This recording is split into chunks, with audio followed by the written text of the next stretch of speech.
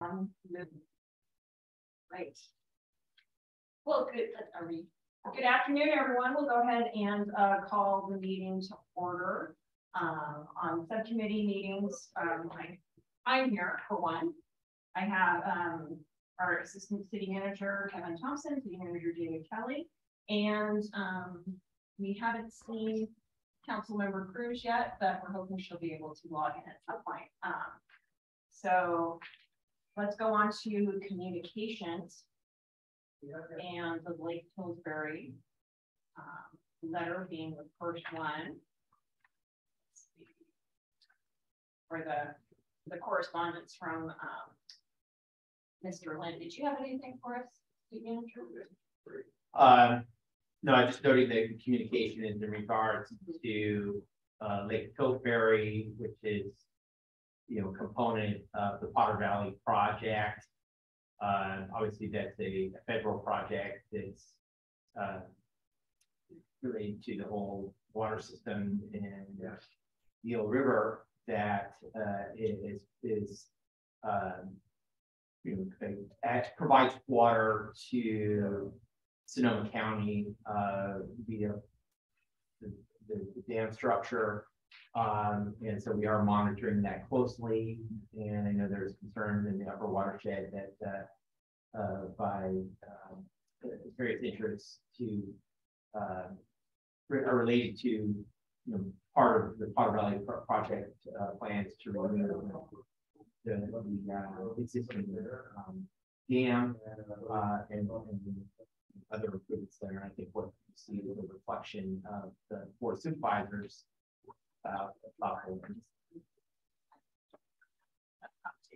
Sorry, David. Thank you. So there's really no action at this point, unless the subcommittee would like to refer this to council to take a policy position on.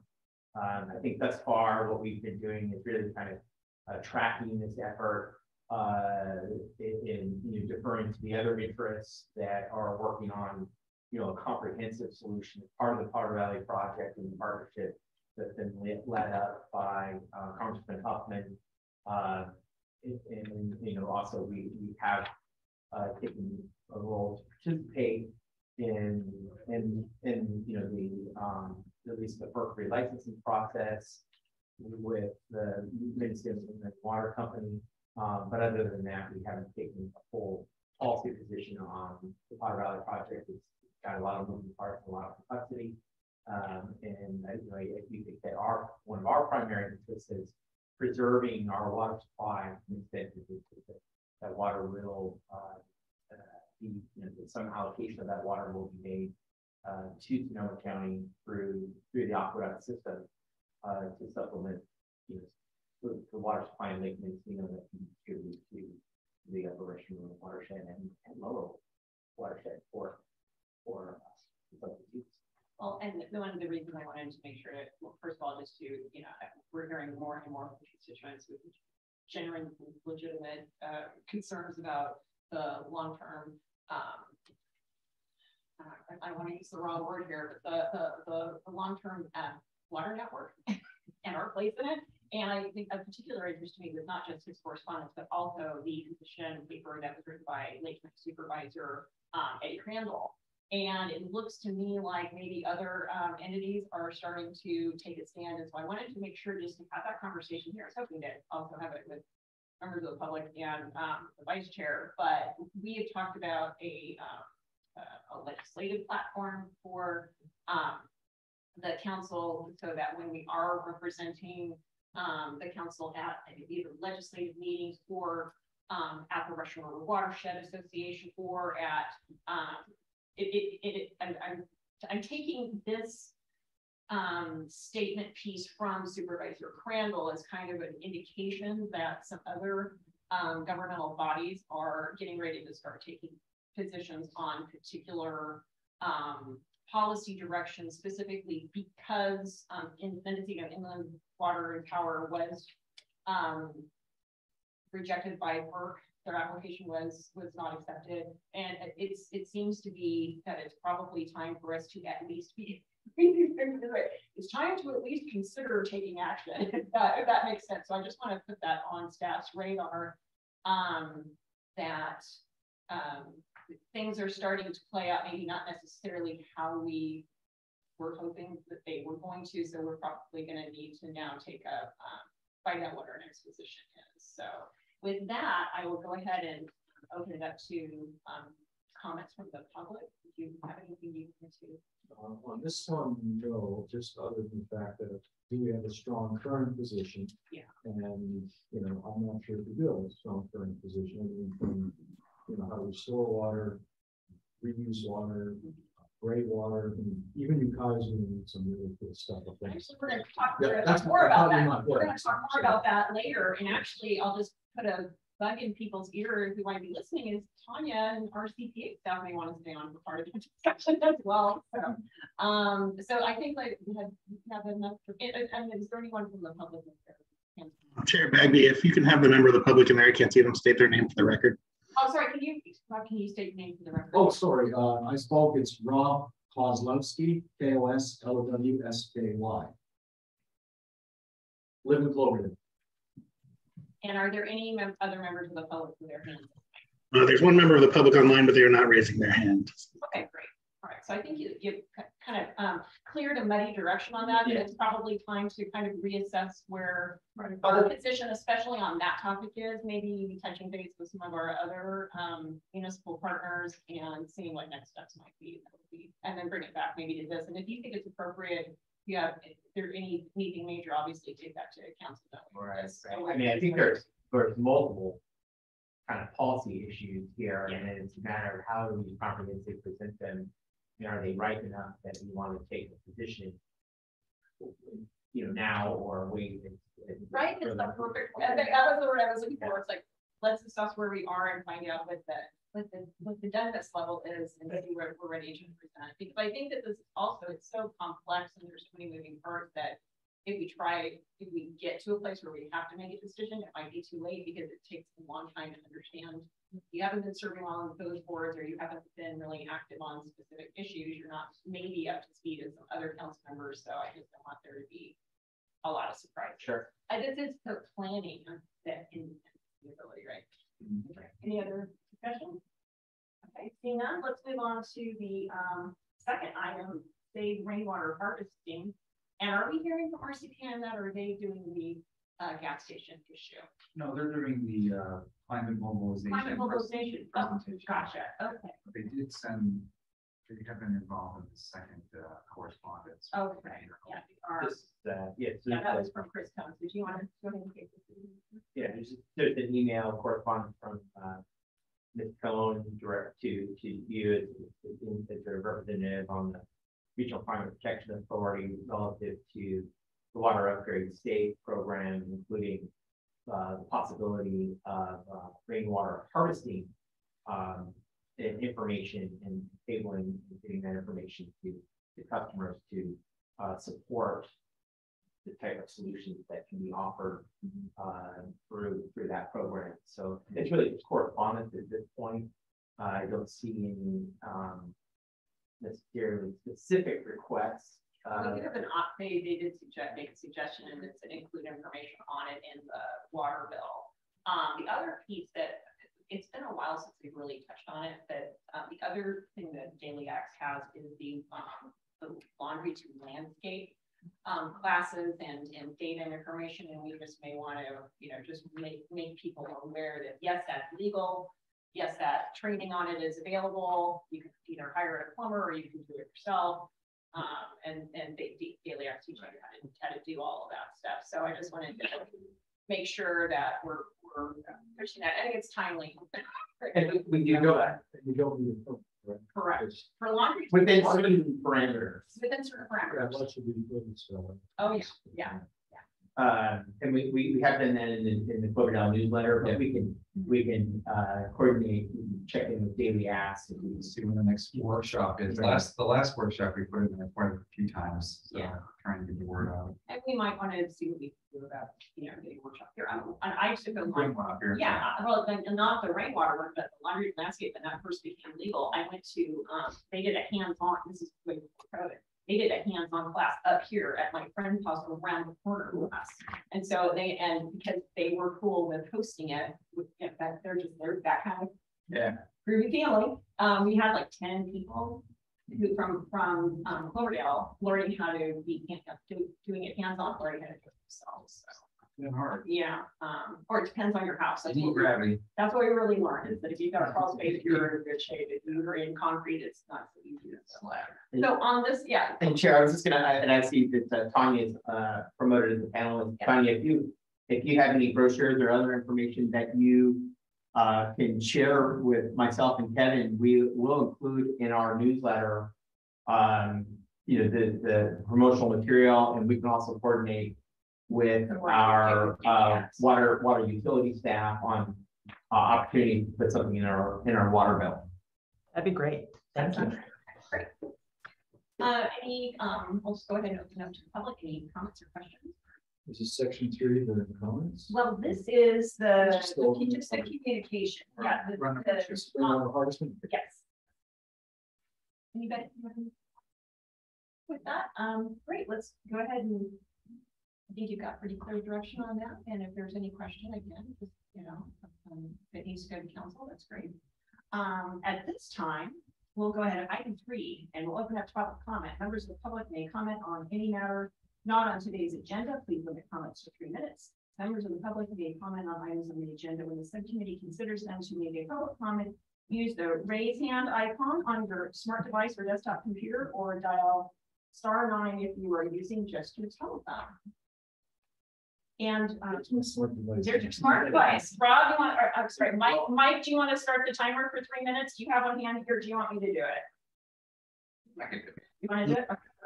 I don't have one handy. If you can do it, that'd be great. Okay. Thank you. Okay, so Rob Kozlowski again, and one thing I wanted to do, there was a new state law on composting, and if you can see that, these are actually really handy. And I asked Marta, I was hoping she was here, that as part of the contract, the apology, like they do in Santa Rosa, should be deliver these to residents right to their home. I don't know why it's not done here. I just happen to be in Santa Rosa. Okay, come on up.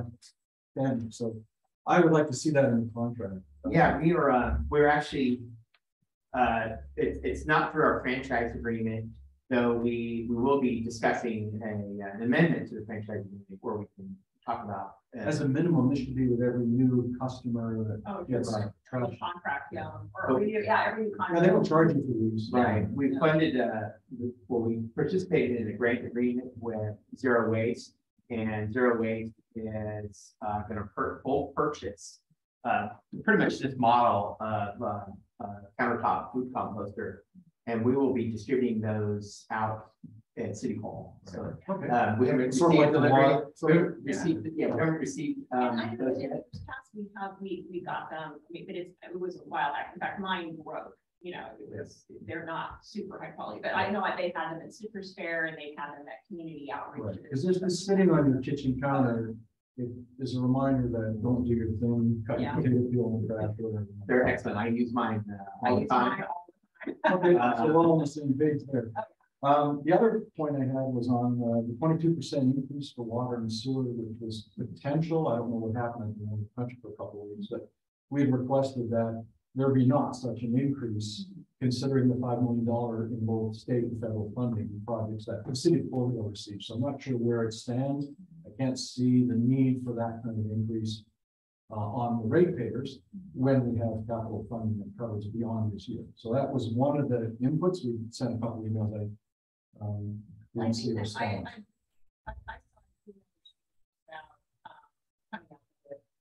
A presentation on that very subject. Right. So there's going to be a presentation. Obviously, it does require a analysis. So I think we are planning to bring that forward at the second meeting in July. Just to address the comment about 22% increase in that.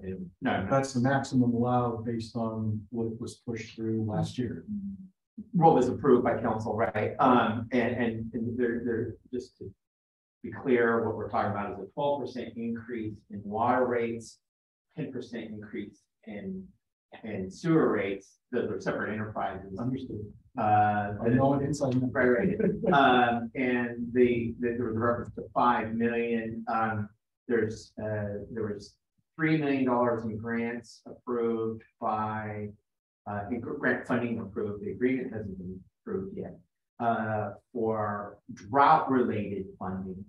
And then there was an additional allocation, which really totaled a little over, it's not 2 million, but in American Rescue Plan funds to be towards a proposed infrastructure capital improvement project within the water enterprise. That money does sit in our general fund now and could be subject to reallocation, but council did support allocating towards the capital improvement project. So, yeah, you want to use that before you lose it. Yeah, we won't lose it because it covers our general fund. You know, we were able to identify it as lost revenue. We met the criteria, so it was deposited in our general fund, but it has been preliminarily allocated. With that said, there still maintains significant capital improvement projects that are not funded within the CIP, including the Cherry Creek Tank project, which really was a key project that supports the need to raise the rates, along with improvements to our water system, including our water lines, as well as beginning, as council may, or Chair, you may recall, council supported the PAYGO strategy. So it's part of the PAYGO strategy is to build up your fund balance to be able to support that capital expense when that time comes due. The other issue that has affected our water enterprise has been, because of the drought, the significant reduction in water usage has driven down our water rate revenue. So unfortunately, even though we raised rates, we experienced really a revenue decline in our water enterprise that has, even with the increase, affected our ability to pay for capital projects. So anyway, that's part of it. There's a preview of what's right. Well, we don't want to mix up the issues. One thing is $5 million was for capital spending. What was presented to the public showed clearly the projects for this fiscal year, next fiscal year, and the $5 million from ARPA, state and federal, would cover the bulk of those. Granted, there's a reduction in revenue, but that covers mainly the expenses, with hopefully some for capital. Yeah. So, and I don't think when there's a reduction of revenue, you're going to advance capital projects in. Well, you want to cover that. Thank you for your public comment, because this is not an issue that we are covering today. No, that's why I put it in the comments. Great. So are there any other comments? Just on the other thing, on smart, I think I sent you some information before about what smart coming forward and all that. I don't think you sent me information. No? No, yeah, you might have sent me prognostications, but there is no information on it. So Okay. I probably didn't receive it. Okay, but what I was getting at was, like for example, the state train went from 40 billion to 105 billion costs. That's something to do with I know, but we're looking at the fact that we used for building reservoirs. Is there any way some of that smart infrastructure fund, if we don't support freight rail to keep smart viable, that some of that could be used to develop reservoirs and stuff for our water supply issues? No. Probably not. That is no, absolutely. Okay. And I would defer to my smart staff, but I can tell you that just from my few years of municipal government experience, that's not. Okay, that's fair. There. And then last but not least, on the way here at Cherry Creek Road, they were doing some great vegetation management, which is good. The actual, you mentioned the reservoir. Near the reservoir, there's a lot of that should be managed in terms of vegetation management. There's a pile of wood with a few neighbors of staff and stuff, me included. It's probably this tall, wide, because I think it's a fire hazard, and then a lot of stuff like barbed wire, broken glass bottles. So if the reservoir area would come back, a lot of the neighbors would appreciate it. It was stacked there by residents. Yeah, and we talked to the water guys and said, yeah, feel free to do it. So a lot of there's dead wood. I mean, that stuff's tender. Tinder or ready to go? Oh, so it's disseminated around the reservoir. And Not around the reservoir, on the brand new paid, what do you call it, a utility road? Oh, Yeah. oh, these, Yeah, it's one that goes from Cherry Creek all the way down to Cherry Creek. It's nice and big. So it's easy to do. All right, thank you. Thank you. This was actually one of those. Right. Yeah, in the presentation, will be a more comprehensive presentation of the council. That is directly by council. So that'll probably be the second meeting in July. Or the second. Yeah, I came today because Joe Fowler, I was out of the country and he wasn't sure if it happened while I was gone, or this meeting, or there's another meeting coming up this week with the council, is that right? Yeah, this But council it won't be meeting at is this meeting. council meeting. Yeah, well, so we're the second and fourth Wednesday, so we won't be at this meeting. It'll be at that fourth Wednesday of July. Sure. Whatever that. There was 5 public hearings. Yeah, I know, there's lots. Well, anyway, And keep an eye on the newsletter. And there's a lot to unpack in the presentation. So, Well, for the public, a lot of my neighbors just keep it simple on the water rates. Don't talk about stuff that's 5 years out that we got to worry about reduction in revenues. Hopefully you get a deluge in these days of lots of water. It's just, I guess we can't bring up our capital improvement project list. That's the thing. They impact each other. So are there any other comments or anyone else from the public with their hands raised, Mike? No other members of the public are raising their hand at this time. Well, with that, we will end item 3 public comment and move on to the approval of minutes. I had a chance to review them. They looked as if they were in order, city manager.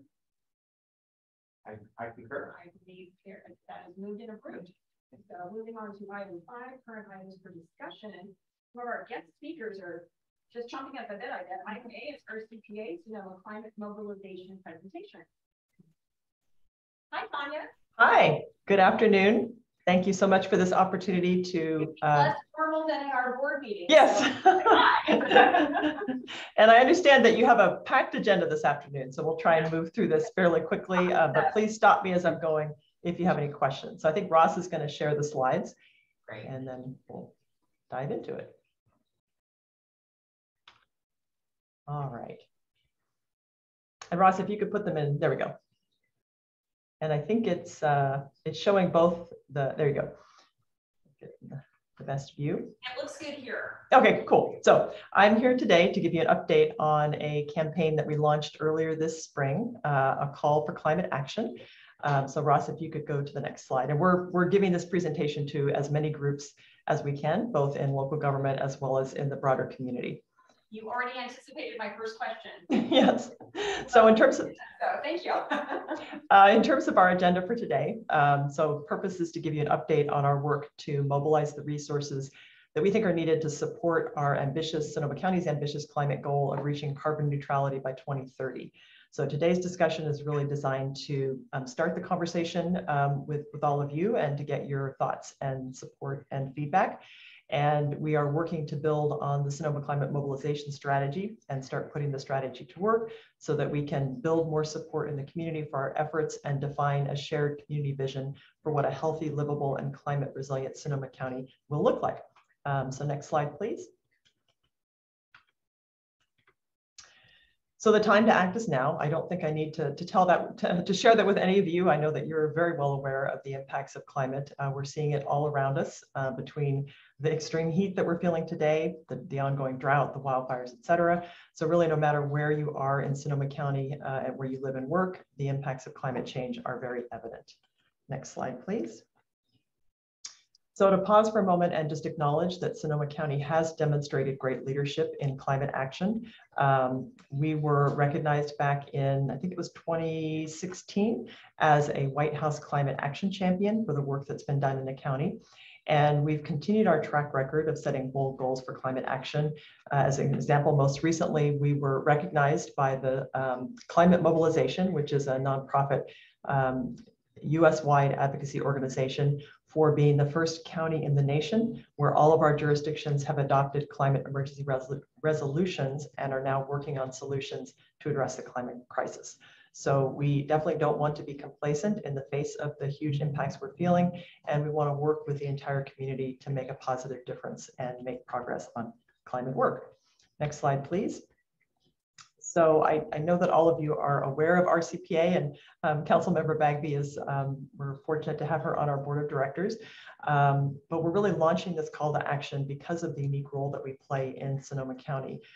We are actually the only agency of our kind in California that has been specifically created to facilitate the kind of collaboration and coordination of climate efforts that we see in Sonoma County. So we're here to help leverage resources, reduce duplication of efforts across our jurisdictions, and coordinate climate work, because we all realize that we can make better progress and faster progress when we're working together. So we have a board of directors, including Councilmember Bagby, who are representing all of our jurisdictions. So the 8 cities, the town of Windsor, and the county are on our board. So that gives us a really good perspective of both the issues that larger cities might face, as well as smaller communities. And then we also work closely with a number of partner agencies, including Sonoma Clean Power, Sonoma Water, Ag and Open Space District, and many more. Next slide, please. So now I want to talk a little bit about the Sonoma Climate Mobilization. So this is really the framework that RCPA's board adopted to help us address the climate crisis. Next slide, please. So this is just a little bit of background, which I'm sure you are all familiar with, kind of the course of events, but just to recap briefly. So back in 2016, the RCPA worked with a countywide steering committee and committees to create the first countywide climate action plan. And that plan had a chapter in it for each city with specific climate measures that city had agreed to work on or to implement. And then between 2019 and 2021, all of our local jurisdictions and the RCPA adopted climate emergency resolutions.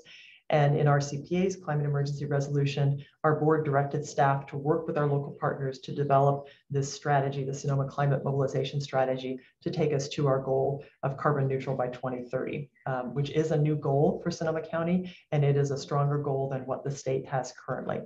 And the plan was adopted, or the strategy was adopted by our board in March of 2021.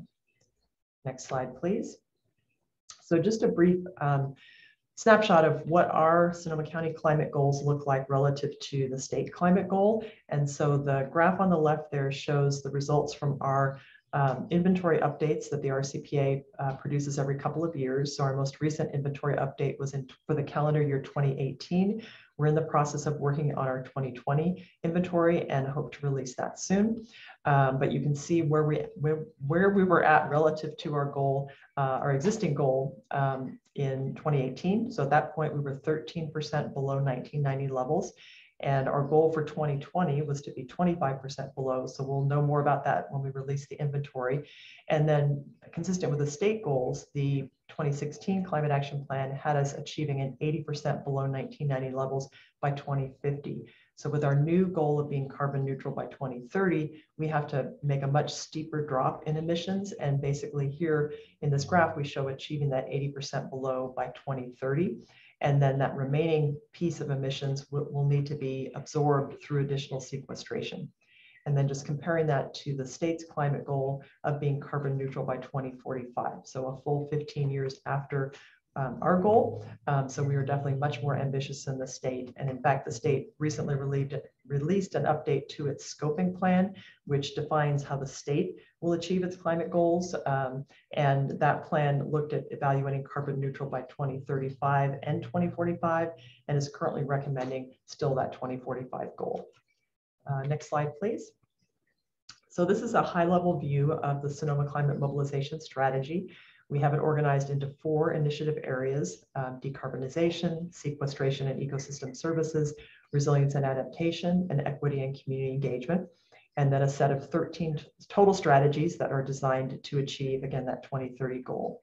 And these are only possible, it's not something that we can do alone in our CPA, obviously, or even any individual city. These are strategies that we need to work on together across the county. Next slide, please. So I'm going to briefly go through each of the strategies at a high level, and we do have the full strategy document on our website if you want to read more about the different strategies. So the first area is decarbonizing our building supply. So basically electrifying our building stock. And so we have an all-electric buildings campaign to accelerate the electrification of both existing buildings and new buildings. And then carbon-free electricity. So continuing to clean up our supply of electricity.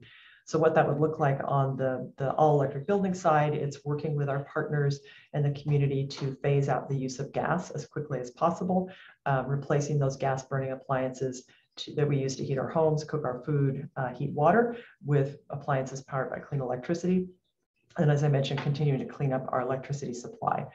And there's already work that's going on across the county, for example, with all electric reach codes that have been adopted by several jurisdictions for new construction. And really the big challenging area that we need to figure out how to tackle is the electrification of existing buildings. So that's an area that we'll be spending a fair amount of time on over the next couple of years.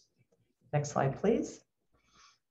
So then in terms of transportation, and this is, I think, one of our most challenging areas because transportation makes up about 60% of our emissions in Sonoma County as of 2018. And I don't expect that to have changed significantly by 2020, but we'll see. We know that there were some temporary changes with COVID where folks were driving less and VMT was down. So we may see a dip in these emissions, but I think, we're kind of back to where we were before the pandemic in terms of driving and VMT. So we have two main strategies in this area. The first is our Drive Less Sonoma County campaign, which is really aimed at making it easier to get around Sonoma County without a car.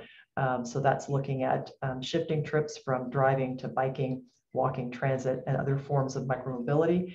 And then our EV Access for All partnership, which recognizes that we must much more quickly move from fossil fuel powered vehicles to electric vehicles.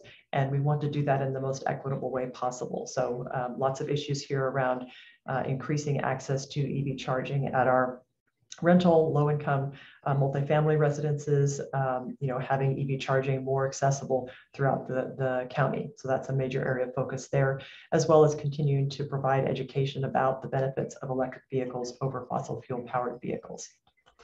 So next slide, please. Then in terms of zero waste, so basically eliminating the emission of methane from our landfills. And so this is an area that our partner at Zero Waste Sonoma is really leading the way on this initiative, working with all of our local jurisdictions on model ordinances. For example, the disposable food serviceware and polystyrene foam bans that are being adopted across the county, and other similar types of ordinances. And so this is an area that will really work closely with Zero Waste Sonoma to achieve that zero waste goal by 2030. Next slide, please. So I mentioned on that greenhouse gas emissions graph that we don't think we can get to zero emissions by 2030. So any remaining emissions will need to be absorbed or sequestered, basically pull carbon out of the atmosphere. And so we have a set of strategies that are aimed at both protecting what we've already stored, in our forests and our soils, increasing the storage of that carbon. So implementing practices like carbon farm plans that have practices like no-till farming, building or planting hedgerows, applying compost. Those are all tools or techniques that we have to increase the capacity of our natural and working lands to absorb carbon. And then lastly, making sure that we have the infrastructure to support all of that work. And that is things, as simple as we need enough compost, and we need the tools, and we need the workforce or the people to actually do the work that's required. So there's a whole set of actions that we're proposing in this category. Next slide, please. So then the last, actually, no, not quite the last initiative area, but this is the third, is our resilience and adaptation. And there's already been a lot of great work in Sonoma County around resilience in particular. And I think a growing awareness of the need to really look at our energy or electricity grid and make sure that it's ready for the future as we look to electrify our buildings and our transportation system. And we're aware of the impacts of wildfires and PSPS events. How do we create a more resilient and reliable electrical grid? So that'll be key. And really that's going to be a lot of advocacy and partnering with organizations, PG&E, the state, Sonoma Clean Power. Certainly not work that RCPA will do by ourselves, but we feel it's a key area of focus for the future. And then the Climate Resilient Sonoma County, there have been many plans developed and being implemented to address the vulnerabilities that we face from climate change. And so it's really supporting our local jurisdictions in implementing those plans that they have put into place. Next slide, please. So this is our last initiative area, and we feel like it's really, and I probably should have started with this because it's really a foundation to everything that we do to make sure that we are, focusing on equity and building that into all of our policies and really engaging the community as much as we can. And that's one of the main purposes of this presentation, and starting to go out and talk to different groups about the work that we're doing, because we really want to engage a much broader, part of our community in doing this work. And so we have a number of strategies around reaching out and engaging with communities and groups that we haven't in the past, and then working with our local jurisdictions as we're developing the policies in the mobilization strategy to ensure that they incorporate equity and climate in all of those policies. So next slide. So what are the keys to our success? What will it take to achieve our ambitious climate goals? So in our kickoff, we had a public workshop on April 11th to kick off this mobilization call to action. And we asked attendees to share their vision for what a healthy, livable, zero emission future community would look like. And these are just, a number of the different words and phrases that folks put into the word cloud that we wanted to capture. So this is one snapshot of some community feedback around a vision for the future.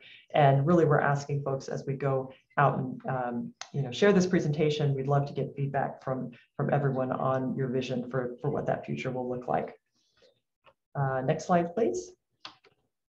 So in terms of the resources that we think are needed to achieve this vision, obviously we need funding. We need a lot of funding. We need a trained workforce. There's huge job opportunities, in moving from a fossil fuel powered economy to a clean, energy powered economy. There's just all sorts of work that needs to be done. And so we need to make sure that we have the workforce in place to do that work. We also think that we need to find some new ways of solving problems, creative thinking, not something that we're always known for within local government. So really wanting to reach out and involve members of our community in, coming up with some new ways of solving these problems that we've been trying to tackle for a long time. And part of that is really involving local leaders and experts in key climate sectors in this process. So bottom line is we know that local government can't do this alone, and we need to fully engage our entire community to successfully respond to this crisis that we're facing. Next slide, please. So in terms of next steps, so we'll go on to the next slide, Ross. So this is our high-level timeline.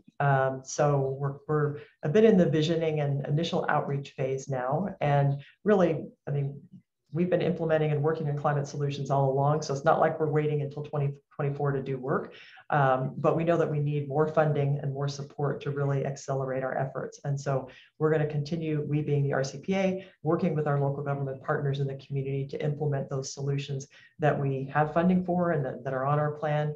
And then in parallel, really increasing the outreach and engagement that we are doing with the community to develop this community vision and climate solutions and priorities for 2030.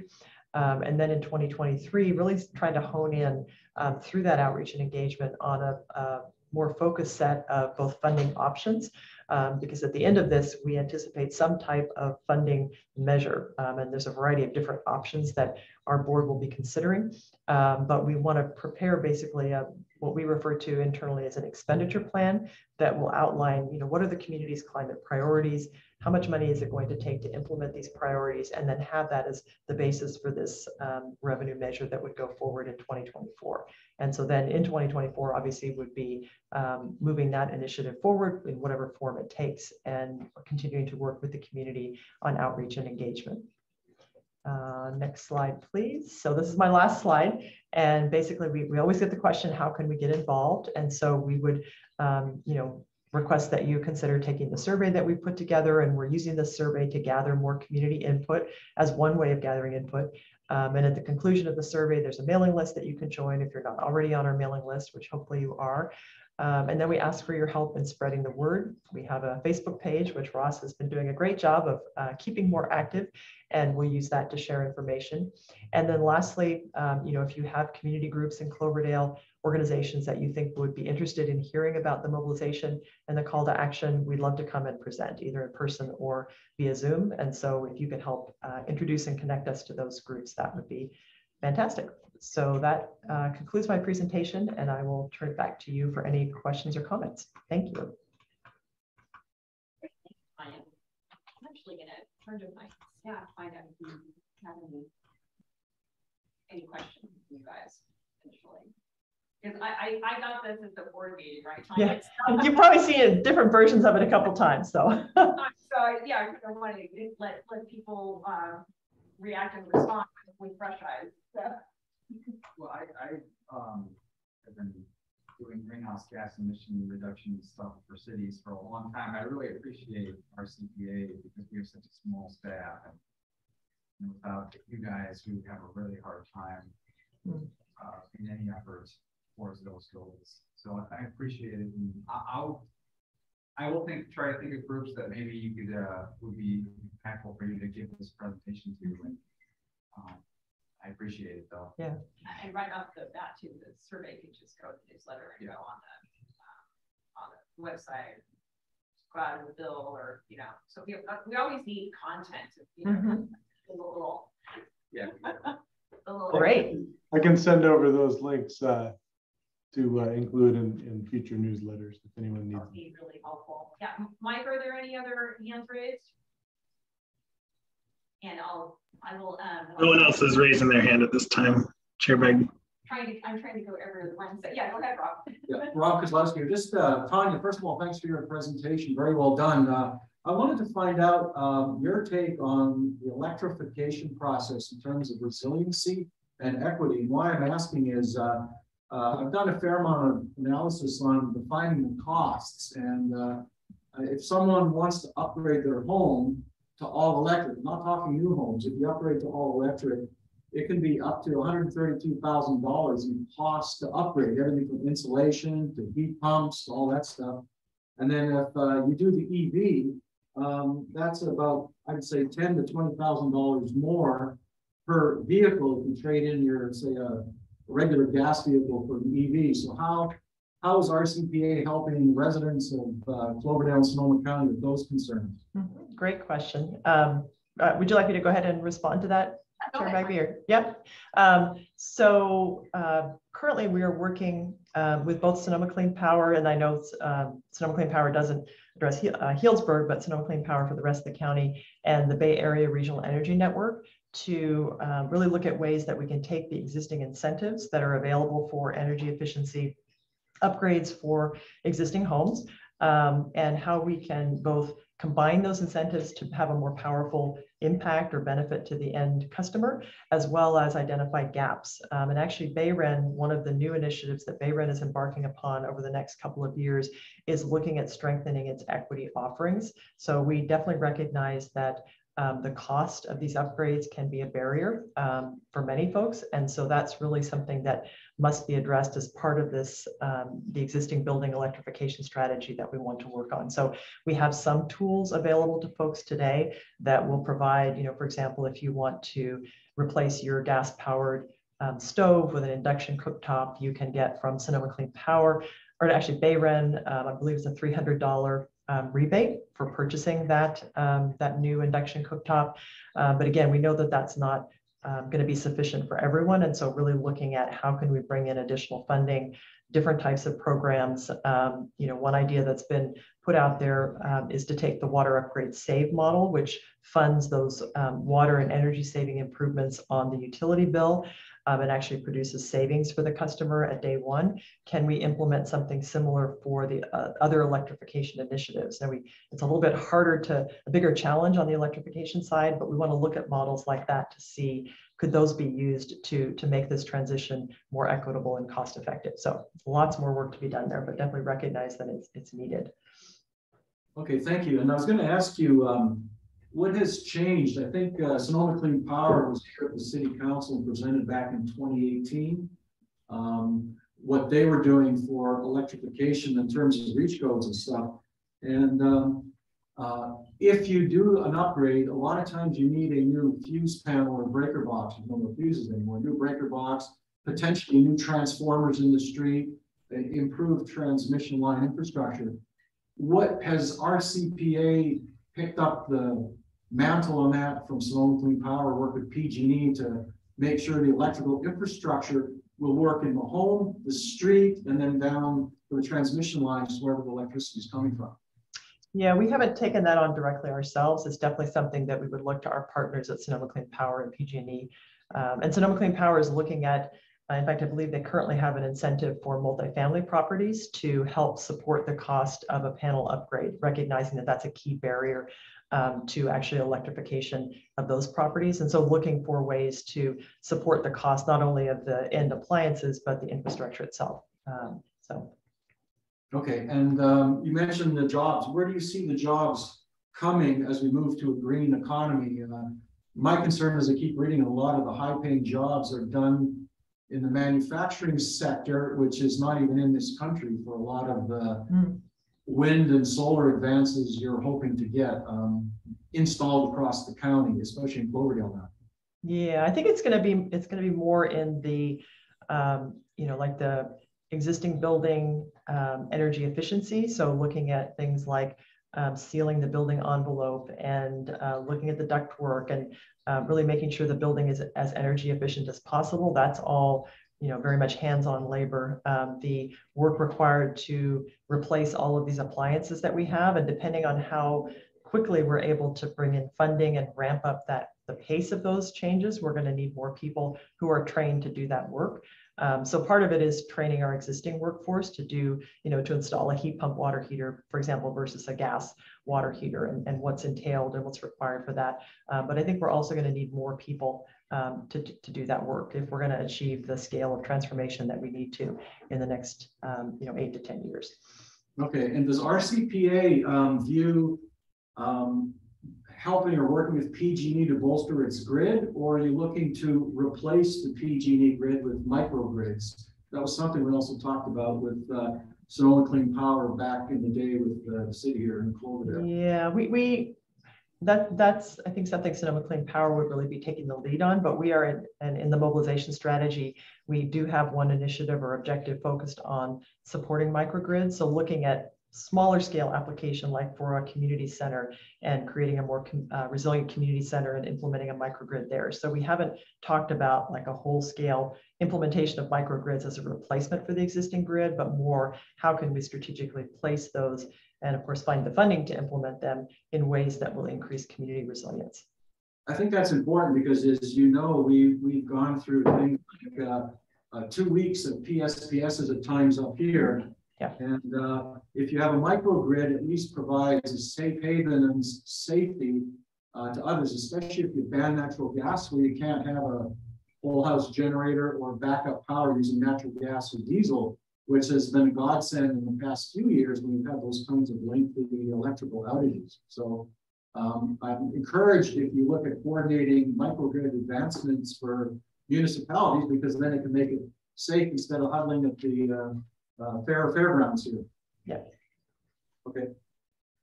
Yeah, and actually, I want to make sure that there aren't any attendees with their hands raised. Just some feedback, things that triggered my memory that you may just want to consider for future. Mike, do we have anyone else with their hands raised from the public? Look at raising their hand at this time. I think we're good. Yeah, I just wanted to give you a little bit of feedback. And I wish I had a hard copy of those slides, but I'll do my best with the notes. First of all, yeah, it may be time for, as far as us meeting our climate goals for the city of Cloverdale, it may be time for us to discuss going to Evergreen on our accounts. So I just want to put that in the ear of my staff, because Cloverdale has already, like all of the other cities in the county, and the county declared a climate emergency, and that's one way that some other cities have been able to meet their greenhouse gas reduction goals. So it might be time for us to look at that while we're having this. What is Evergreen? So what is Evergreen? Evergreen is the 100% renewable package from Sonoma Clean Power. They have the what's the now I can't. So that's a specific product. It's a particular product from Sonoma Clean Power, and I think it's important for cities to consider because it's mostly locally generated power, and it's money that goes right back into our local economy. Well, if we kept all of the geothermal energy in the county, but we don't keep it all. No, if you kept it all in the county, we'd be that's our. I don't know why we export it. To get more money, we export it. Well, that's our. That's our not natural gas source of when the sun isn't shining and when the Geothermal works 24/7. that's what I mean. Right. That's what I mean. And that's our Whereas non-natural. wind and solar. That's our non-natural gas power, reliable energy when the sun isn't shining and wind isn't blowing. So that's the. Or you're non-nuclear. Exactly. So just that might be something that we want to take note of. And then also, I wanted to just let you know that we have plenty of examples of especially multi-family housing probably going up. It's just electing to go 100% electric. The Cherry Creek Village here in Cloverdale, when we did a soft opening on Friday, and they're all mini splits. They have solar on the roofs, and when I talked to the executive director and the architect, they actually elected to have no natural gas installed on the property, and they took that savings from those 22, and it's a 22-unit multifamily development with wraparound services. And one of the concerns was that, especially with their population and some of their clients are elderly, you know, her nightmare was the gas being left on. And when they ran the numbers, it pretty much balanced out it would cost, it's 40 to 60,000. It depends on the size of the property and the size of the pipe, but it's about 40 to 50 grand to get to run PG&E gas to a property like that. And then they did mini splits instead of traditional air conditioners and furnaces, and then they're all going to have all electric kitchens. So their goal is eventually to be carbon neutral. Like they're going to need to have additional investments, but their goal is for, and the buildings are of course, I don't think that they're LEED Platinum, but they are super efficient, and so their goal is to be carbon neutral at an affordable housing facility. Tanya, that's awesome. I'd love to write that up as a case study. That's a great example. Yeah, I think we should. And the architect has something on their website about it. Maybe we can get that to you. That'd be awesome. Yeah. Yeah, and then also very inspiring example. Yeah, and then the Alexander Valley Apartments that I don't know when they're going to start breaking ground. That's 72 units. 70, let's call it 70 something units. That's going to be a LEED Platinum. Is it 75? 70, I need to. I'm getting confused. It's all the other. Yeah. So that's going to be a LEED Platinum development as well. That will. I don't think it's going to have. It's going to be all electric as well. So that's just something that's the architects and the developers are making the decision that we don't have reach codes in Cloverdale, but they're running the numbers and doing the math and finding out that it is more efficient to just go ahead and develop it all electric up front. So obviously, I see those numbers, I haven't found that yet. So yeah, we've got two examples. I'd like to see the case study. No, I know. I'd like to see the numbers. Just to say it's one thing, actually, I'd like to go through the spreadsheet, see the savings that we do. Sure. Yeah. Over time, it's pretty impressive. So anyway, so those are the chair. Just actually, I just want to make sure that we're not the holder of the data. Right. We don't hold that data. So find it in future. I thought you said you had it. No, the architect told us, and the architect and the Wallace House employee, they ran the numbers and they made that decision. We had nothing to do with it because we don't have reach codes in this city. So we have developers who are already bringing their projects to us, and they have no interest in installing gas. So the only place that found such a study was done by E3 for the state, and it doesn't prove what you just said. These guys are in the business of making money, so you should probably ask them.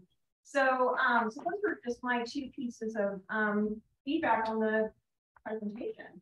And then I think that you might want to definitely get together with the chamber and schedule some presentations. They might have some ideas of some service clubs as well, but we can probably get your survey. And then do you have plans to kind of do a YouTube version of the presentation that you can post? Oh, that's a good idea. But Ross? We do have the kickoff presentation recorded and currently available on our YouTube channel and website. That might be the way that we can help push it out. Is just instead. I mean, it's great.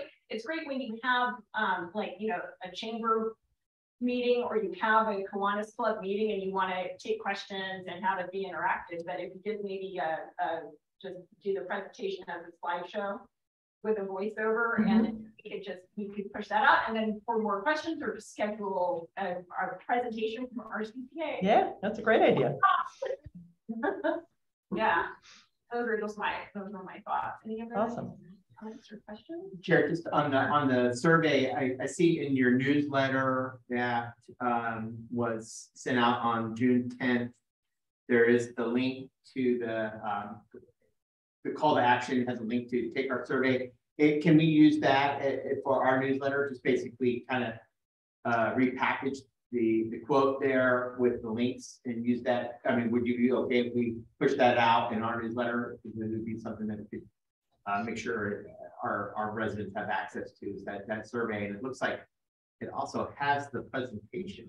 Is that just the slideshow?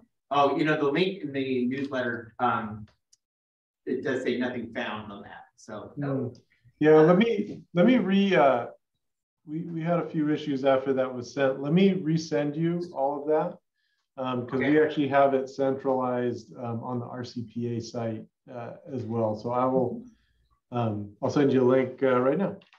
Okay, perfect. We'll push that out in this week's newsletter. Perfect. And yeah, I assume it's fine, Tanya, but it's fine with me if you use some of our verbiage or any of that. That's totally. Oh yeah, absolutely. That's great.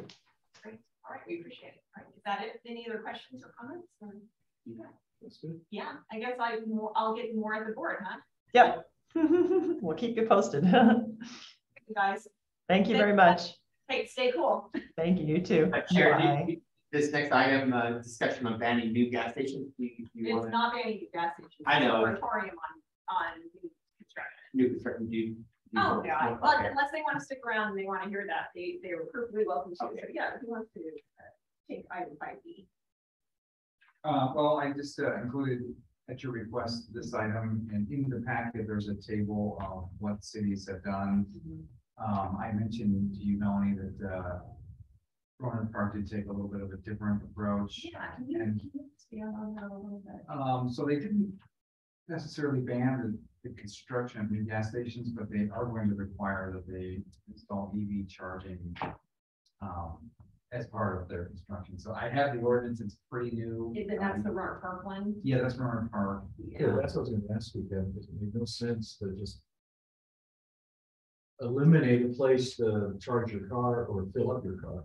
Do the same thing. Have both capabilities at one facility. Well, being an EV driver, I'm gonna give my. I'm curious, what do you drive, by the way? Okay. Yeah, and it will not pull up because we got the new batteries. Nice. Yeah, did you have any? No, Chair, I didn't. Just noting that the number of other cities have taken action, what they call permanent bans on construction of new gas stations, not to ban gas stations, new gas stations down.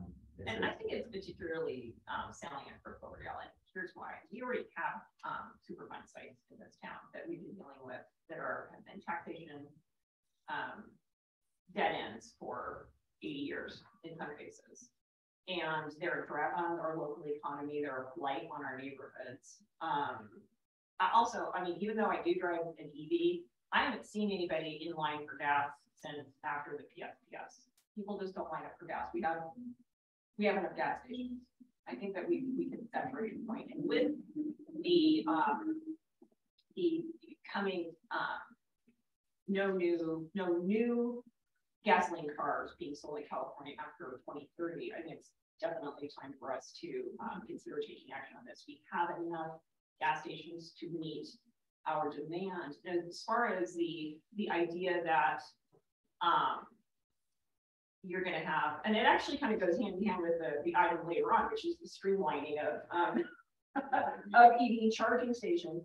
I'll tell you is that just from somebody who charges at home, and then when I do charge when I travel, when you travel, you want to be charging where you can go somewhere and get your Jamba Juice or you want to be in a downtown environment. You don't want to be in a commercial wasteland. You know, maybe a strip mall might have something that you're interested in doing while your car's charging, but it's usually you know, a downtown location, like in downtown Ukiah, you can go to the bookstore, you can go to shops, you can go and you can run your errands. If you're just stuck at a gas station on the side of the highway, or in my case, when I drove to Red Bluff at one time, I had to charge at the sheriff's or I didn't have to. I chose to charge at a sheriff's substation with absolutely nothing around it. And it's just like, no, it would have been more advantageous if I could have, you know, charged in downtown. So when I worked in the city of Ukiah, when we looked at Tesla supercharger, right? Yeah. And they are very slick in the way that they do it. And they look at, is there a bathroom? Right. And they have this whole criteria thing that. Yeah. Yeah, that's what we definitely want to be looking toward. So I mean, there's probably, just thinking off the top of my head, the possibility of one potential gas station, which they kind of kicked the tires, no pun intended, a little bit earlier last year behind the what's that called? The Sinclair. yeah. So But that's not in that yet. it's gonna be like a car. And then the gas station. And that was gonna be like a car model. Like, Right. So, I'm just trying to think of where. I tend to agree we're probably saturated, but I don't know how many spots there's left, but you know, that's definitely one spot that's potential for a gas station. Yeah. Any comments from members of the public? I was just curious, what, you have like a special EV charging at Microgrid or something? Well, Or- that we're talking about the moratorium on new gas station Yeah. construction. We do have an item that's. Yeah, we'll get to that. Yeah, we'll get to that in a moment. So, yeah, It sounds like it's a non-issue for Cloverdale. You just add EV stations or add EVs at the existing gas stations if that's something the provider wants to do. Because the only place I've seen them actually is at the Further Plaza. no, that's not true. But yeah, That's missing. but we're talking about a moratorium on new gas stations. So I think it's time if staff can get the supporting information for a staff report from RCPA and from some of the other cities and some of the example languages, let's bring it to the council. Chair, would you want us to draft something, bring it back here? Sure. Yeah, bring it back here first, and then we'll Take it to plan commission too. yeah take it to planning. Yeah. Park that is the only zoning, so. I do not think that the Warner Park model will work. Okay. I just thought really it's different, yeah. But that's not where you want to park your car and then walk somewhere. It's usually, you know, Warner Park Expressway, where cars are going 50 miles an hour. I mean, it's not as attractive. And when you're charging your car for 20 minutes, 30 minutes, you want to go grab a cup of coffee or easier about. Oh, basically the Tesla model, I think that they did the market research for us and they probably got it right. They have way more money than anybody else, so they probably did it right. So any other public comments, Michael? No one is raising their hand at this time. Okay, so you guys have your direction. Let's move on. Yeah, come on, when you gonna pipe in? Okay, so that's 5B. Can we skip item C and move on, because I know that was an item that Councilmember Cruz had brought. Can we just table that for the next meeting? Yeah, and just a brief report, we'll continue that item. Kevin did follow up with our Comcast representative just to check whether they have internet service or broadband services within King Valley. Provided the address, we haven't heard back yet, but we'll have that information for the next meeting. And they do have programs for low consumers, so we can package all that up. Hopefully we'll have more information. We'll bring it back. How do we usually get that information out? I mean, do we get that out in the newsletter? Are we working with Amelia Sonner? Are we working with the senior center to make sure that they're pushing the low income senior, all of the programs that they might be eligible for? We probably have not done, many of the utility credit programs are offered, by the individual companies in solid waste, ecology, broadband is smart. PG&E, I mean, it's Comcast, yeah, PG&E. yeah. So you know, that's an avenue we probably need to do some coordination with to identify what entities have what programs to be able to put that into some kind of public information materials. I know that the senior center has a lot of that kind of information on their website, and I don't know if it's, so it's a question for me, is the answer to that, is the answer that it should be on our website, it should be on the senior center's website, and it should be on anybody else's website we talk to, or, you know, it would be really nice if there were one place where that information was consolidated for all of our seniors, just because we have such a need in this community. Right, and none of it's targeted only at seniors. It could be, Yeah, you know, maybe low low income income as well. individuals. So we really should go to finance and admin at this point. But I'm sure, you know, I'm sure that Councilmember Cruz is also going to want an update on the research that you have done at the next subcommittee. You can keep it on here if you want. Want to keep it on here? Okay. Yeah, let me know. Maybe think about it and see what you recommend. I don't want to step outside my jurisdiction on this. On this subcommittee. Okay, so let's go ahead and move on to item by the ordinance for expedited streamlined permitting for EV charging stations. Yeah, we did complete the expedited process a few years ago when that came out from the state. We had that done, but I think this one takes it a little bit further, and there's a sample, kind of a start to a sample ordinance in the packet, or yeah, the ordinance. So I would just say that you know, I don't know that it's particularly difficult. Well, we haven't really had a lot of requests. I think the hang up that Berber had to do with power was, you know, things like that. It wasn't us. We required building permit to get a bunch of things down. Well, I know that the electrical union did contact us about having that EV-ITP, that person who had completed that training as being required. And so, you know, I think that's worth considering, especially since that training is available locally here for, and it's a growing sector. Is making sure that contractors know that that we are expecting them to go ahead and have a wire for EV ahead of time, and that somebody who has been trained in the never did it right, EV-ITP training, that EV-ITP training is on staff and is doing the work. Staff, I mean, the city person. Oh no, it would be their staff, the contractor staff. So I think that's worth moving forward with that. One thing I was going to try to research, I don't know if we know yet, but when we're amending the building codes coming up, the recertification, I don't know if there's additional stuff about EVs in there. Well, I don't know if it's exactly like this, but every year they seem to add something about EV or photovoltaic. So I'll try to figure out. I don't know if it's out yet, but we can dovetail it. Let's not do it twice. A good example where this would apply is to the proposed language would be the Outsider Valley Healthcare Facility, because in that instance, it would require them to go ahead and wire it for charging.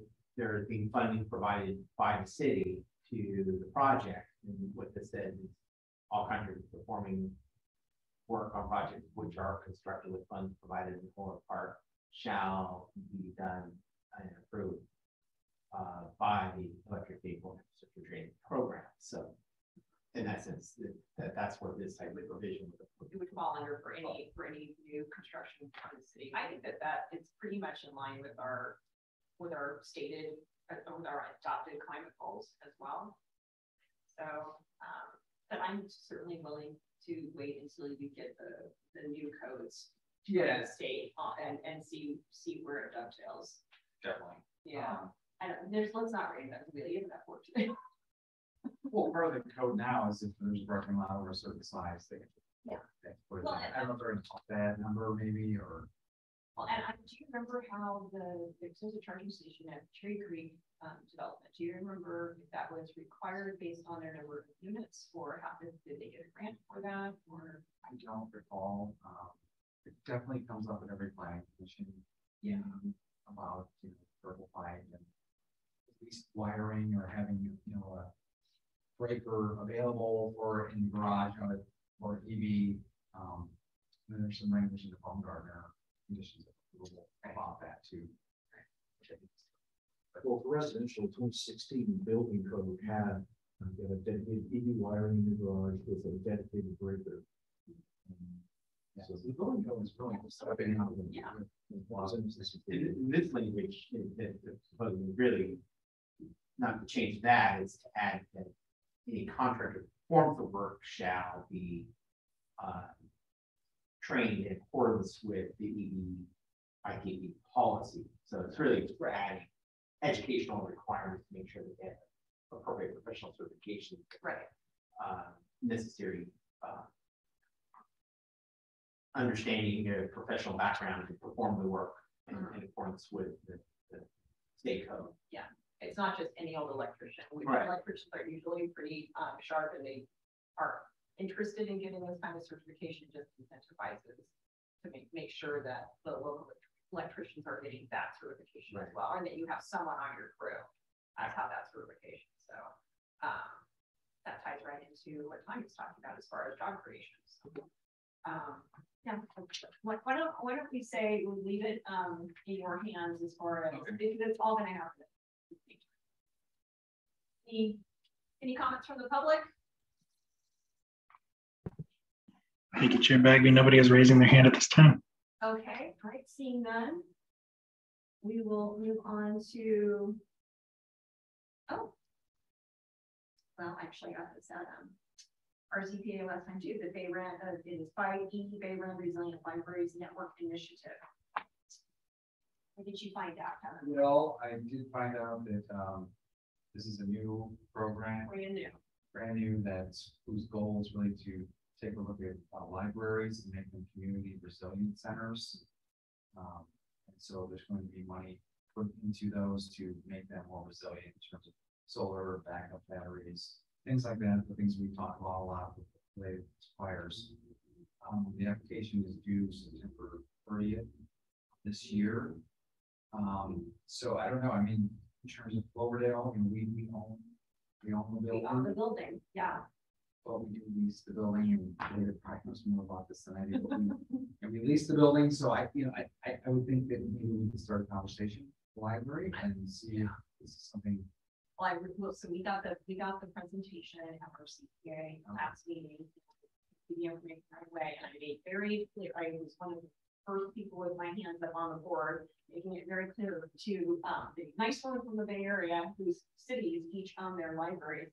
That Sonoma County Library is a JPA, and that in the case of Cloverdale, and actually I ended up stealing the thunder of the representative festival, and the same situation that they own the building and then they lease it to the library. And so I just made it very clear that anything that we do, it's very much in line with our planning and sustainability and our climate goals and our resiliency, because it's a way for us to perhaps pay for improvements of the library that would allow it to be a cooling center or a community resource center or a center during a PSPS, any number of things. So it's right in line with what our goals are. But I told the speaker, you better understand that it's going to be a parallel path where we will be working with the library board and the owner and the city of Cloverdale as the owner of the building. And because our JPA, our library JPA is unique, our system is unique. So it's like laying down the ground rules is that we are very interested in we would potentially be very interested in availing ourselves of improvements for the building. But you have to understand that we are different than the other libraries in the rest of the Bay Area. What they and she was like, oh, okay, yeah. Oh, okay. Well, and apparently she'd kind of gotten that feedback from one of the persons who, on Bay Run, who was familiar with the Sonoma County Library System. Yeah. And so, yeah, so they understand that. So I would encourage staff, I think it's appropriate for us to research that and go after some background. That makes sense? It does. I mean, it would be great to have another building in town that's, Yeah. ready to go. So we have it. It's, It could be, senior center, and then we could have a kids center or something like that. It would be a great place where you can direct kids during a PSPS or during another kind of, emergency, because they're equipped to deal with kids. If they have all around the building and battery backups. Kids. So public shows and I still love the library. I still like it. Well, I'll look into it. Okay, and okay, great. So Mike, any hands up or comments? There are not. All right. Any comments in the room? If not, we'll move on. Yeah, I think that's a really good opportunity to see what we can come up with. And then complete street safety assessment updates. Did we get any new information from our consultant? Well, I have a brief update for Chair. I sent an email to the staff that led up the street safety assessment last week, and they indicated that they're still coordinating with UC Berkeley on preparation of the report, which will include their recommendations or suggestions. They're expecting that we'll at least have a draft, possibly after 4th of July. So we'll be able to take a look at least an outline of their draft suggestions for improving Ospey Road, First Street at Crocker, and Citrus Fair Boulevard. And then, part of our conversation with them, with this outside the scope of the complete street safety assessment, was looking at the Healdsburg Avenue, Cloverdale intersection and pedestrian improvements, and coordinating with them on getting a proposal to look at that intersection more closely, to provide options for additional infrastructure improvements that could help improve pedestrian and traffic safety at locations. So more to come on that. Ultimately, I would think that proposal would need to come back to a subcommittee open council for approval, depending on the cost. But I know that's a high on the council's priority list. And then likewise, once we have the street safety assessment, we'll be able to bring that back and discuss further as well. I was in the works. Just so impressed with the two staff members, and thank you for bringing their preliminary observations and recommendations were incredibly astute. So I really thanks for the update, and more to come, sounds like. Okay, so any public comments or questions about the complete streets? No one is raising their hand at this time. Okay, we'll move on to the housing element update. Yeah, so we're rounding the corner here. We're expecting a draft housing element next week. So we've been meeting with them weekly, with Val and me, and kind of going through some of the last things that did go to planning commission and council. So we'll have a draft that we'll review internally, make any markups or changes, and then it'll go on to planning commission and on to the adoption council. Moving forward, we're getting there. Oh, great. Mm-hmm. And any other comments or questions on the housing element update? All right, seeing none, we'll move on to the update on the PG turnkey program. Well, we've been working through this one for a long time. They assessed all our buildings for energy use, and really we haven't seen exactly, but they're giving us very promising indications that there's a lot of things that we can do to really make the buildings more efficient. And we were very close on that particular piece, what they call the industrial audit, or the Industrial grade audits, to really dig into that. And then we sort of started talking about the we need a consultant for this one. they don't even close. Yeah. The water meters. Yeah. Is another program, and they've done quite a bit of work on that. They've come to town and they've assessed and tested water meters. Now they're looking at, based on their sample, how much water I mean, how much energy savings as well as water savings could be achieved. So, I mean, there's a possibility that they could move this electronic water meter, swapping out the entire city as part of this program. Some of the nuances to it is, you know, really we borrow the money and pay it back with the savings, but we still need to, as David knows more about this, financially complicated about, you know, which funds in the city actually are obligated to pay back which portion of the debt. And that needs to be, comes from a different consultant that we've already started to engage with. So, I mean, it's taking a long time, but I think we are making progress. We have a weekly meeting. They seem to be positive on what we can do.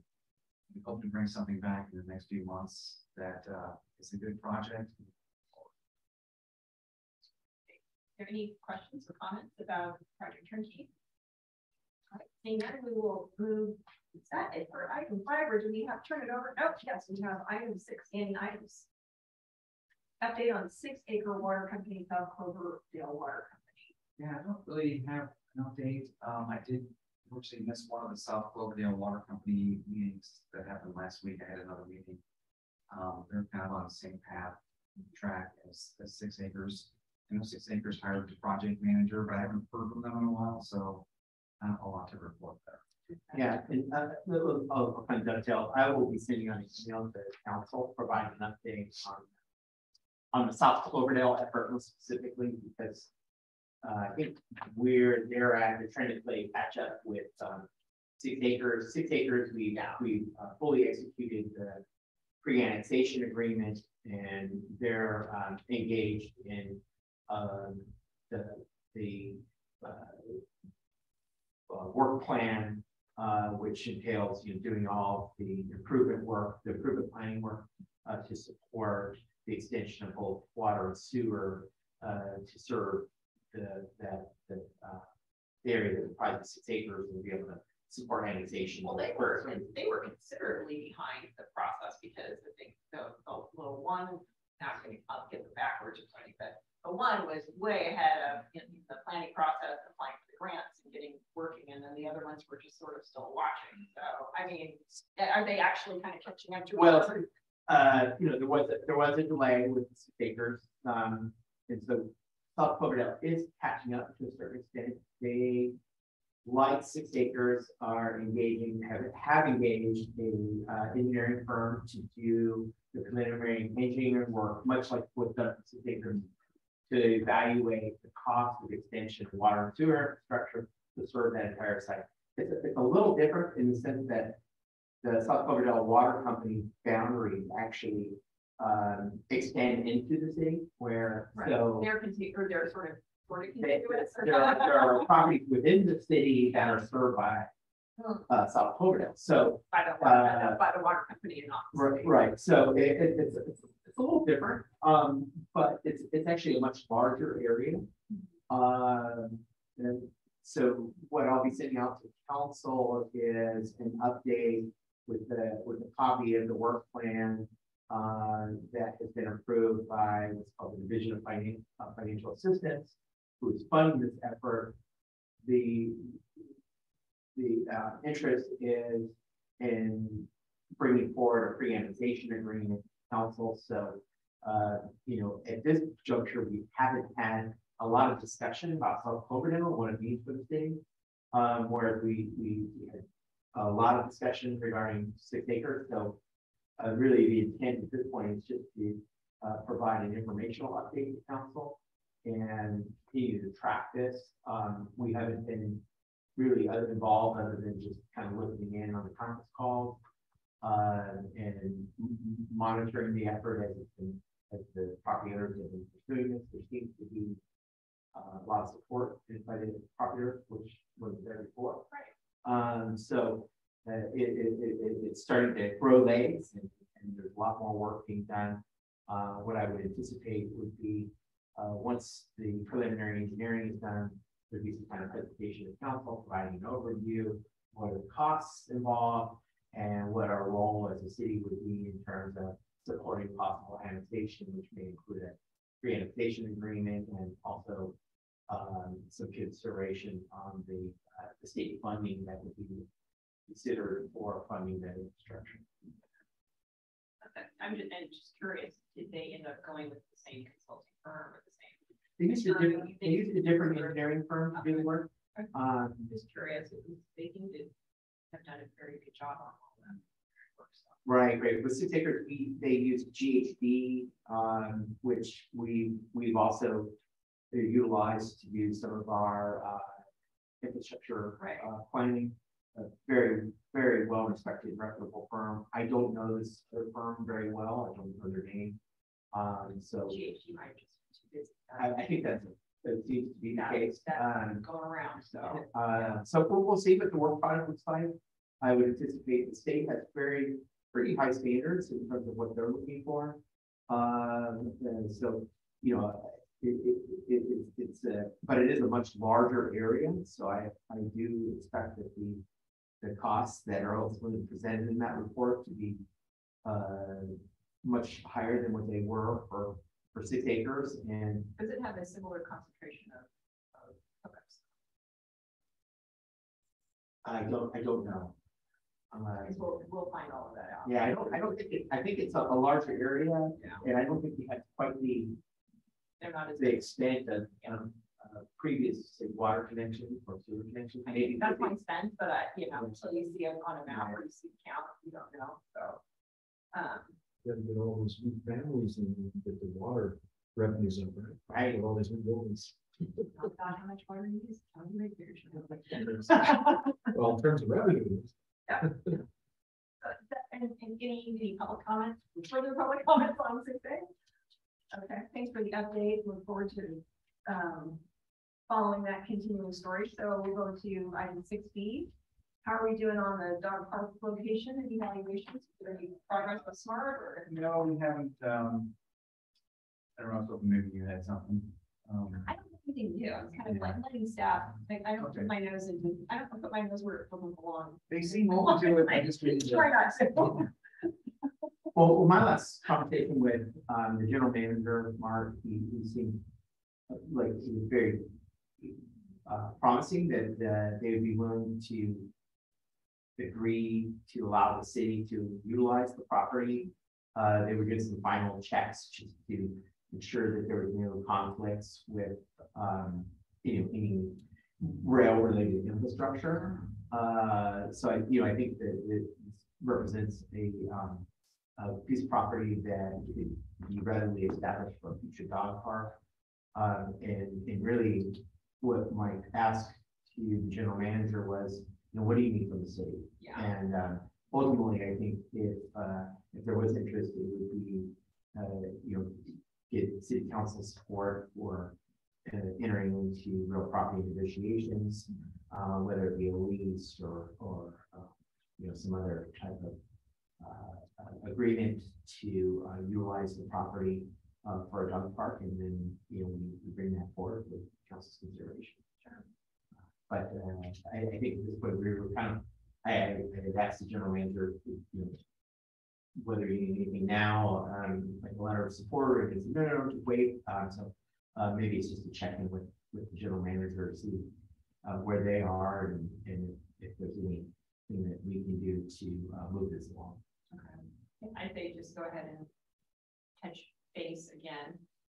And I know that there was, an interest in, there was a staff member who had also suggested, what about the area adjacent to the cemetery along the track, which of course would be also potentially we'd have to negotiate with SMART and or Caltrans for that area. And I'd still like to see us pursue getting a hold of that property for city use.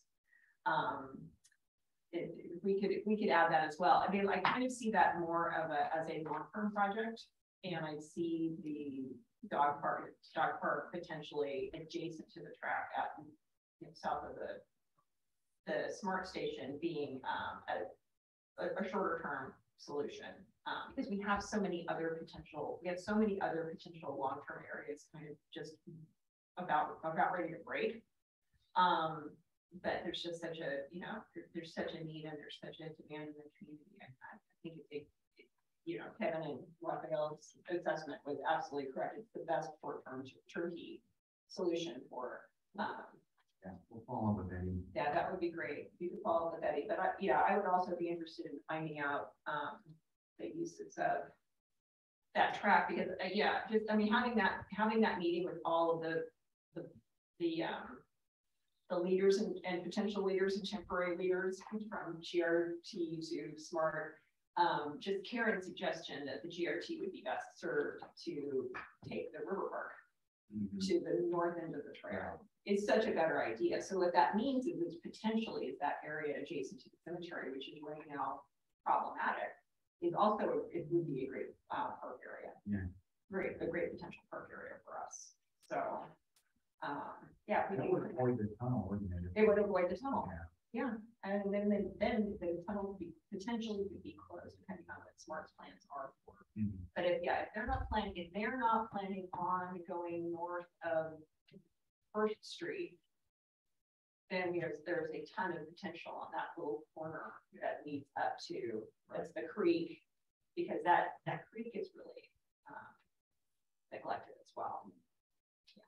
Yeah, it's overgrown. It's a hazard. So if we could actually get control of that and expand the cemetery into a nicer park area. I mean, there's a potential for a dog park there, longer term, or a small dog park, or just expanding the beauty of the cemetery, which is underutilized. So our taxpayers are paying for it. So there you go. So you know where I'm headed with that. I'd love to get an update. Okay. Any questions or comments? Mike? We lost our participants. We lost. No one is raising their hand at this time, and we have no attendees present other than gentlemen in the room. Mike? I don't know. Yeah, I'm gonna need a bigger budget. Okay, but thanks for the update on the dog park, and then we'll move on to the community development planning lab. Yeah, no real report. There's no new applications at this point. Tomorrow night, council, we're going to be doing the precise development plan for the Oaks, which is really, in my view, the heavy lifting on that. Yeah. It's already been done. Lots are established, subdivision, all that, and now it's just kind of a fine tuning. All the houses will look how they sit on the lot. But other than that, we don't have any new applications. We're processing building permits for Baumgartner, which is getting going, and Valley Apartments needs to do a lot line adjustment, which will require a planning commission, which it never ends. All right. done during That's too bad. other hearings, but That's such a life. we're working on that application. Okay, moving on to item D, amendment to ordinance prohibiting the use and sale of disposable food service where other products containing polystyrene. We're back to protecting our land. Which way is that coming up? I am going to respond today about that. Okay. So I just thought you were talking about it. the ordinance was adopted. The amendment was specific to prohibiting materials that contain PFAS. Yes. And I think we did bring this to council and for introduction, and I think the desire was to do additional outreach, more not so much on the PFAS side of the amendments that are being proposed, but more on the original ordinance that was already in effect related to styrofoam foodware. So Yeah, the restaurants don't even know the PFAS. Yeah. It's So just, really, I haven't seen that in a long time. it is almost completely gone. Yeah. so I mean, I guess it's a question. Do we want to bring it back to council for consideration, or is in light of the issues addressed, do we need the ordinance? So that's kind of the question, I guess, is that. Well, do we need it in light of our state or any other state requirements for water quality? And I mean, we do for our compliance with our wastewater treatment plant and in our water treatment plant, we test for PFAS. That's really different from, well, it's, I mean, there's obviously a connection, but it's different in the sense that that testing is required irrespective of this ban or prohibition that's being proposed. So it's just a matter of whether we want to materialize the requirement in our code. Yeah, I think it's a good idea. I think it's a good idea to just go ahead and codify it. That way there is a question. And it has to go before council anyway, so. We can bring back the draft ordinance for introduction. Comments or questions? You know, I wouldn't see that. I think it's so. It could even go under consent because it's just an update, and it's already happening. I just don't think it's.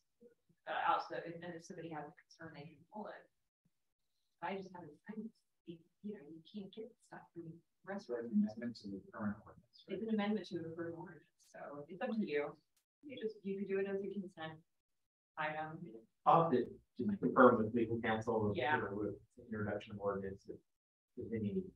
Yeah, if there is a public hearing, but I can't remember if it necessarily need to be, allowed for public comment. Right. Yeah, I'll leave it up to obviously. You guys figure it out. That's what you get paid the big bucks.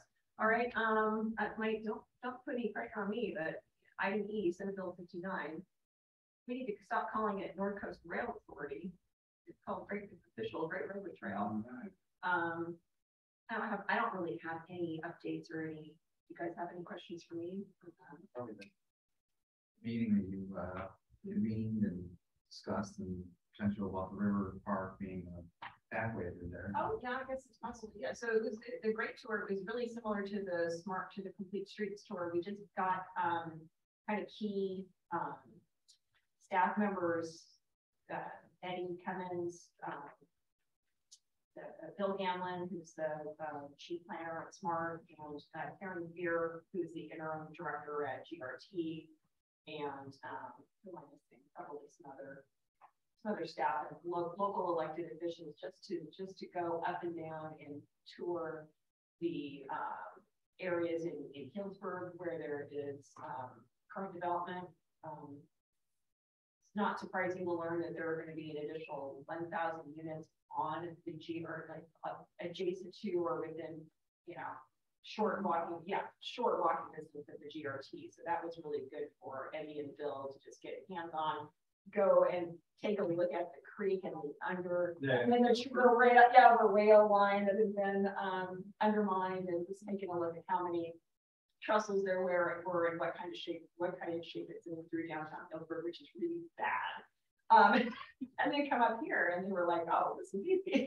So yeah, except for all of their at-grade crossings, or the functional at-grade crossings between Healdsburg and Cloverdale. So yeah, it was just a really good tour for them to, and then Karen having that great recommendation. She's like, well, you don't want to, she's like, I've been to the other end of the river park. I went to the opening here. Why would you want people to go through the tunnel or build there? You want to just two parallel trails, like right next to each other. Or close it.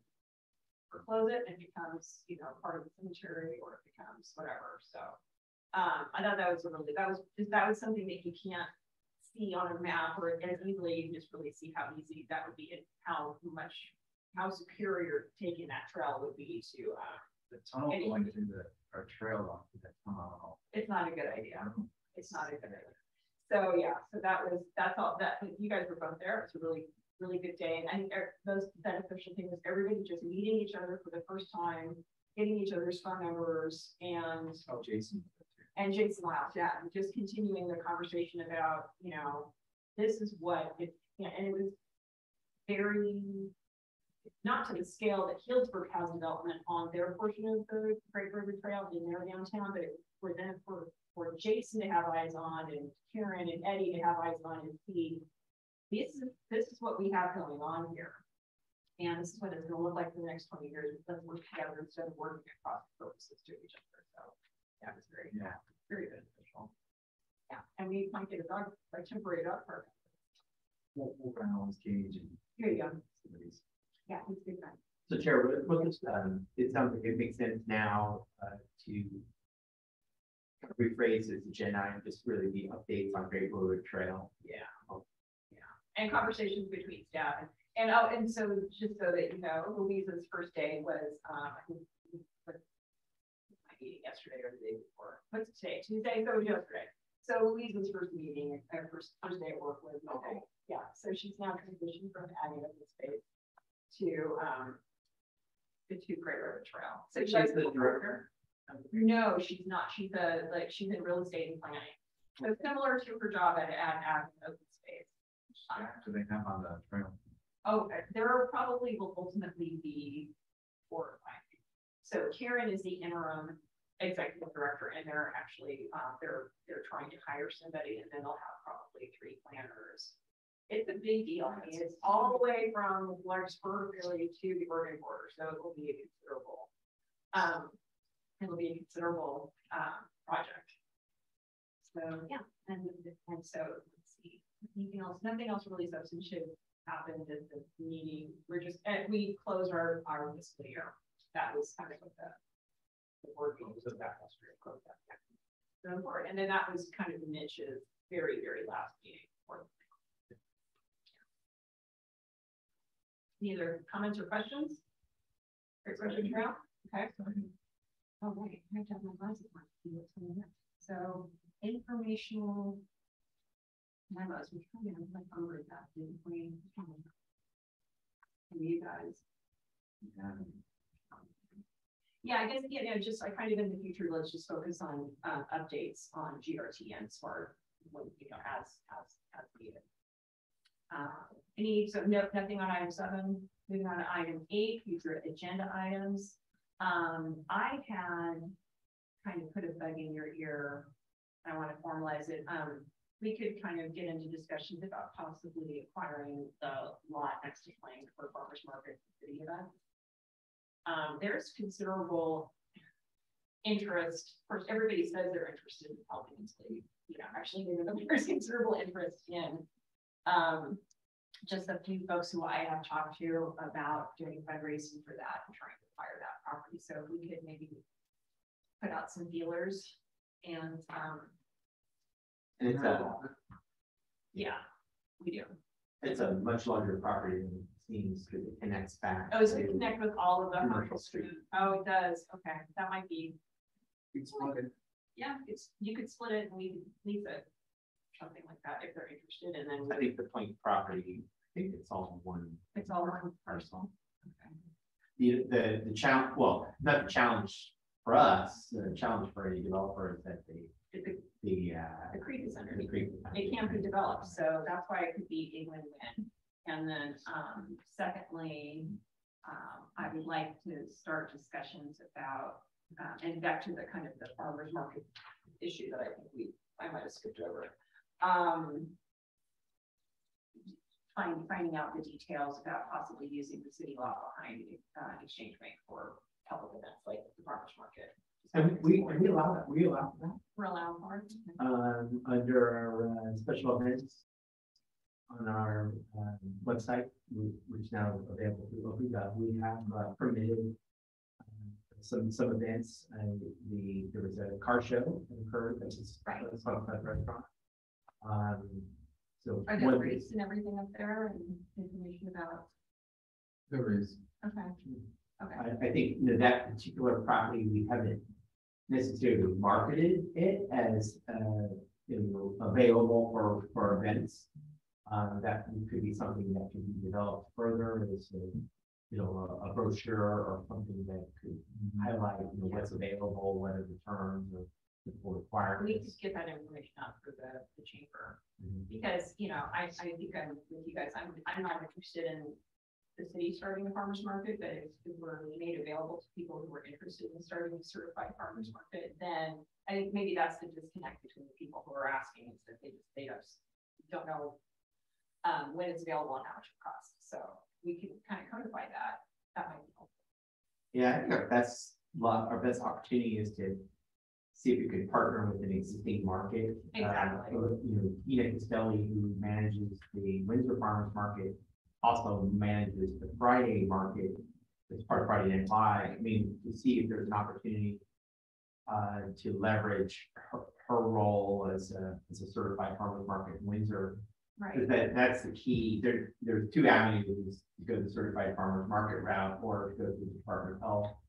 And the Department of Health, which was what was the previous permitted use, it comes with its own regulatory framework that it tends to be a little bit more difficult to make it feasible.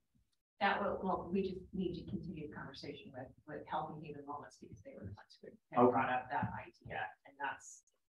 I didn't invite them to this meeting in particular. They have a lot going on, but I think that I would follow up and get them some additional information. So that might be helpful. And Nina has reached out to them as well. Not to take her name in vain. She Chamber of Commerce? Yeah. Any other comments or questions? Or I think I got all my future agenda items, pending items that are sold with that mean. Good at the order. Seeing none. In that case, we will adjourn to the hottest time of the day, 3:20, and our next scheduled meeting, which I don't know when that is, so I'll let you guys figure that out and get the information out. Okay. All right. Thank you so much. Thanks, Mike. Thank you. It'll be August 16th. It's 16th. You're the best. Says 101.